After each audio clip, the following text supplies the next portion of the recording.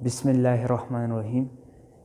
आज हम class first year में एक न्यू लेक्चर के साथ हमारा जो शॉर्ट कोर्स है उसके लिहाज से हमारे चैप्टर फर्स्ट का ये दूसरा आर्टिकल है। It is limiting reactant and excess of reactant. Limiting reactant क्या होता है, एक्सेस ऑफ रिएक्टेंट क्या होता है, इस बात को हम आज एक्सप्लेन करेंगे। लेकिन उससे पहले अगर आपने हमारा चैनल अभी तक सब्सक्राइब नहीं किया तो आप इसे सब्सक्राइब कर दें और बेल आइकन को प्रेस करें कि आपको नए आने वाली वीडियो की नोटिफिकेशन मिलती रहे। तो रोज़ाना के बेस पर, डेली बेसिस पर हमारा लेक्चर अपलोड होता है, तो आप उसे ज़रूर देखें, आपको बहुत फ़ायदा होगा केमिस्ट्री के लिहाज से। ठीक है, तो हम बात करते हैं लिमिटिंग रिएक्टेंट और एक्सेस ऑफ रिएक्टेंट की। सबसे पहले कि लिमिटिंग और एक्सेस रिएक्टेंट का कंसेप्ट क्या है और ये क्यों यूज़ होता है केमिस्ट्री में।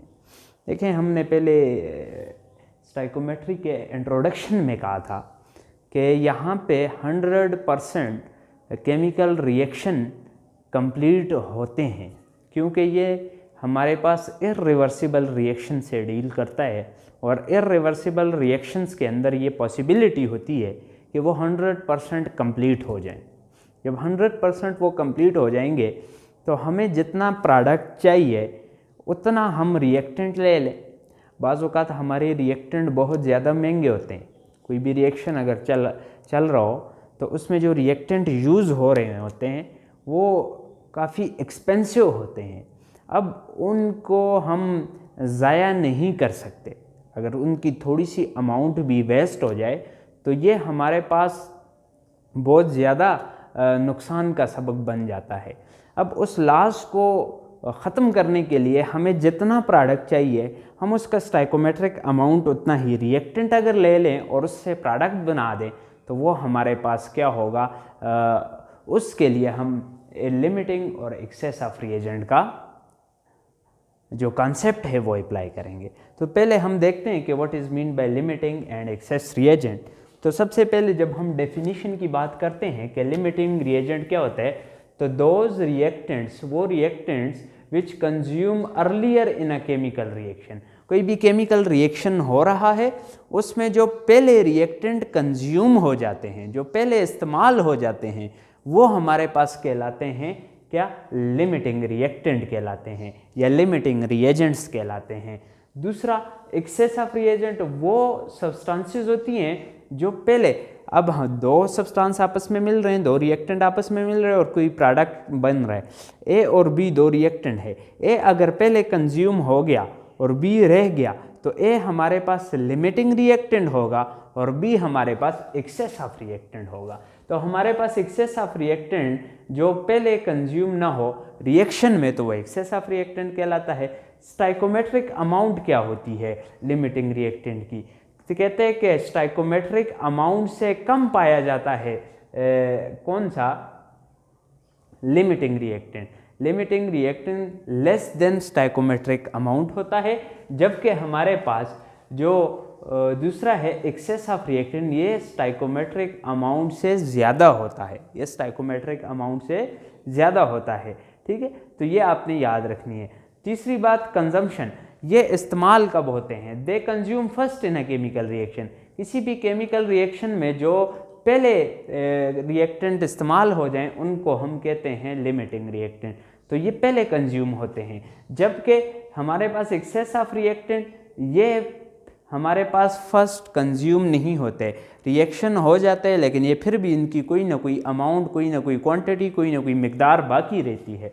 कंट्रोलिंग ऑफ द रिएक्शन, अब एक्सेस ऑफ रिएक्टेंट है और दूसरा लिमिटिंग रिएक्टेंट है और दूसरा एक्सेस ऑफ रिएक्टेंट है। अब एक्सेस और लिमिटिंग में प्रोडक्ट जो हमारा बन रहा है उसकी अमाउंट को कौन कंट्रोल करता है, तो when limiting reagent finishes it controls the reaction and his stop. मतलब ये कि लिमिटिंग रिएक्टेंट पे डिपेंड करता है रिएक्शन। अगर लिमिटिंग अमाउंट ख़त्म हो जाए, लिमिटिंग रिएक्टेंट की अमाउंट हमारे पास किसी भी रिएक्शन में ख़त्म हो जाए तो वो रिएक्शन स्टॉप हो जाता है। मतलब रिएक्शन को जो कंट्रोल करने वाली चीज़ है वो लिमिटिंग रिएजेंट है।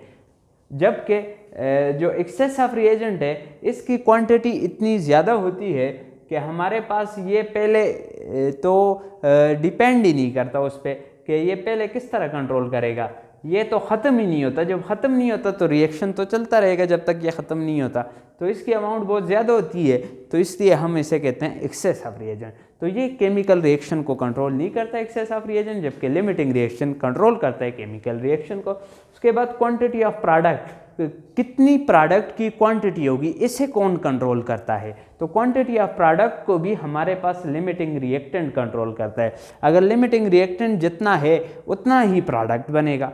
लिमिटिंग रिएक्टेंट ख़त्म हो गया तो हमारे पास प्रोडक्ट का बनना भी बंद हो जाएगा, यानी रिएक्शन स्टॉप हो गया तो मज़ीद नहीं बनेगा। तो एक्सेस ऑफ रिएक्टेंट पे प्रोडक्ट की क्वांटिटी डिपेंड नहीं करती।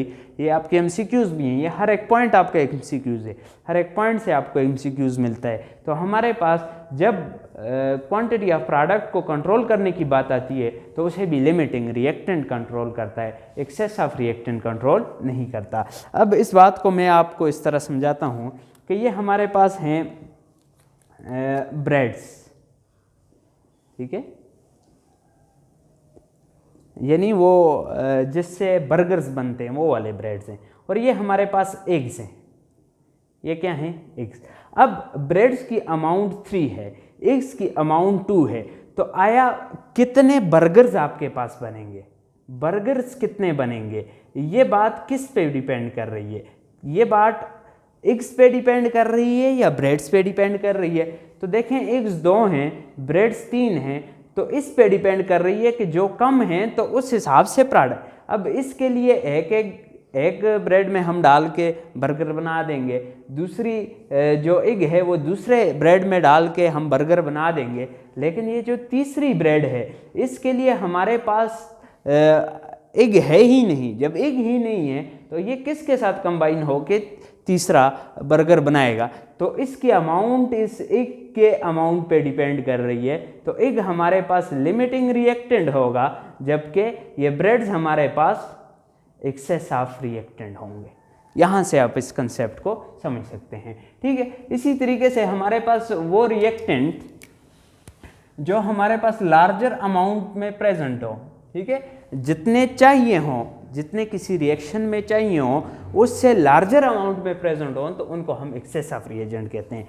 यहाँ पे 2 अंडे थे, 2 ब्रेड चाहिए थे, लेकिन यहाँ पे प्रेजेंट 3 है तो 3 तो नहीं चाहिए थे, तो ये हमारे पास एक्सेस, क्योंकि जितने चाहिए उससे ज़्यादा अमाउंट में प्रेजेंट है, इसलिए इनको एक्सेस ऑफ रिएक्टेंट कहते हैं। याद रखनी है ये बात, बड़ी इंपॉर्टेंट बात, नोट कर ले कि किसी भी बैलेंस केमिकल इक्वेशन हो, जब भी बैलेंस केमिकल इक्वेशन होती है, जब इक्वेशन बैलेंस होती है तो उसमें कोई भी रिएक्टेंट ना हमारे पास लिमिटिंग रिएक्टेंट होता है ना एक्सेस ऑफ रिएक्टेंट होता है। ये बात आपने याद रखनी है कि किसी भी बैलेंस केमिकल इक्वेशन में कोई भी रिएक्टेंट ना लिमिटिंग होता है ना एक्सेस में होता है। ये एक इम्पॉर्टेंट एमसीक्यू के लिहाज से आपको ये बात याद रखनी है, ठीक है। अब हम इसको एक्सप्लेन करते हैं कि लिमिटिंग और एक्सेस रिएक्टेंट किस तरह हमारे पास। कहते हैं हम लिमिटिंग और रिएक्टिंग को एक्सप्लेन करने के लिए, जब हाइड्रोजन हमारे पास रिएक्ट करता है ऑक्सीजन के साथ तो हमारे पास वाटर बनता है। जब हम बैलेंस केमिकल इक्वेशन लगाते हैं तो 2 mole of hydrogen react with 1 mole of oxygen and produce 2 mole of water. 2 mole of water बनता है। कितने? 2 मोल अगर हम हाइड्रोजन लें और उसको 1 मोल के साथ रिएक्ट करवाएं तो 2 मोल बनता है। ये एक बैलेंस केमिकल इक्वेशन है। अगर ग्राम की टर्म्स में हम देखें तो 2 ग्राम जब 32 ग्राम ऑक्सीजन के साथ कंबाइन होते हैं तो 36 ग्राम वाटर बनता है। ये बात आपने याद रखनी है। ये किसने कहा? ये बैलेंस केमिकल इक्वेशन ने कहा। अगर हम 4 मोल रैंडम कोई अमाउंट ले लें, हम रैंडमली ले लेते हैं, हमें उसमें नहीं पता, क्योंकि जब मैंने कहा कि बैलेंस केमिकल इक्वेशन में कोई भी न रिएक्टेंट लिमिटिंग होता है न प्रोडक्ट एक्सेस, कोई भी अमाउंट जो हमारे पास रिएक्टेंट्स हैं उनमें कोई भी न एक्सेस में होता है न लिमिटिंग में होता है, तो हम कोई भी रैंडम अमाउंट ले लेते हैं, ठीक है। अगर 4 मोल हम ले लें हाइड्रोजन और 5 मोल हम ले लें ऑक्सीजन तो प्रोडक्ट कितना बनेगा? और ये किस पे डिपेंड करेगा? आया हाइड्रोजन की अमाउंट जितनी ली है उस पे, या जितना हमारे पास ऑक्सीजन की अमाउंट ली है उस पे डिपेंड करेगा। और ये बात भी बतानी है यहाँ पे कि इसमें एक्सेस कौन सा है और लिमिटिंग कौन सा है। तो बैलेंस केमिकल इक्वेशन हमें क्या कहती है? बैलेंस केमिकल इक्वेशन कहती है कि जब 2 मोल के साथ 1 मोल मिले when 2 mole of hydrogen combine with 1 mole of oxygen. ठीक है, तो हमारे पास ये बैलेंस केमिकल इक्वेशन का इक्विवेलेंट फैक्टर आ गया। Equivalent factor of this balanced chemical equation says that when 2 moles of hydrogen combine to with 1 mole of oxygen, they form 2 mole of water. If 4 mole of hydrogen combines, तो कितने बनेंगे? अगर 4 मोल हम hydrogen ले लें तो देखो 2 मोल के साथ अगर 1 मोल कंबाइन हो रहा है, मतलब ऑक्सीजन का डबल कंबाइन हो रहा है और हाइड्रोजन से हाफ ऑक्सीजन कंबाइन हो रहा है, यानी 2:1 में कम्बिनेशन हो रही है। तो अगर इस रेशो को मैं 4 कर दूं तो ये भी 2 का डबल 4 होता है, 1 का डबल 2 होगा। तो 4 अगर हाइड्रोजन है तो 2 मोल ऑफ ऑक्सीजन के साथ वो कंबाइन करेगा। तो 4 मोल ऑफ हाइड्रोजन अगर यूज हो तो ये 2 मोल ऑफ ऑक्सीजन को अपने साथ कंबाइन करेगा according to balance chemical equation. तो हमारे पास अगर 4 मोल हम हाइड्रोजन ले लेते हैं तो वो इस 5 में से सिर्फ कितने को यूज़ करेगा? कहते हैं इसमें से यूज़ करेगा सिर्फ 2 मोल को, बाकी जो 3 मोल रह जाएगा, यानी 5 - 2 = 3 मोल। 3 मोल रह गया है। 3 मोल क्या है? रह गया है। हमने कहा था कि वो रिएक्टेंट दो substance which does not consume earlier, तो ये अभी तक कंज्यूम नहीं हुआ। या हमने कहा था reactant which is present in larger quantity than required 2 था, लेकिन 5 में से 2 यूज हो गए, 3 रह गया है, तो that is excess of reactant. तो इसको हम एक्सेस ऑफ रिएक्टेंट कहेंगे। ये कितना? ये तमाम का तमाम यूज हो गया, फर्स्टली यूज हो गया इन केमिकल रिएक्शन। तो ये जो हाइड्रोजन है that will be called as limiting reactant. तो लिमिटिंग रिएक्टेंट और एक्सेस ऑफ रिएक्टेंट को हमने यहाँ पे देखा, इसका इंट्रोडक्शन और इसकी एक्सप्लेनेशन की। नेक्स्ट टाइम हम नेक्स्ट जो पार्ट होगा इसका, उसमें ये देखेंगे कि एक्सेस और लिमिटिंग रिएक्टेंट का सिग्निफिकेंस क्या है और हम पहचानेंगे कैसे किसी भी रिएक्शन में कि लिमिटिंग कौन सा है और एक्सेस कौन सा है, और 1-2 एग्जांपल्स भी उससे सॉल्व करेंगे कि किस तरह हमें पता चलता है कि किसी भी रिएक्शन में रिएक्टेंट जो होते हैं वो एक्सेस में हैं या लिमिटिंग है। ठीक है, तो नेक्स्ट टाइम हम इसको डिस्कस करेंगे। आपने अगर हमारा चैनल सब्सक्राइब नहीं किया तो इसे सब्सक्राइब करें, और जो भी आपका क्वेश्चन हो तो वो कमेंट सेक्शन में पूछ सकते हैं। वीडियो आपको अच्छी लगी हो तो इसको लाइक और कमेंट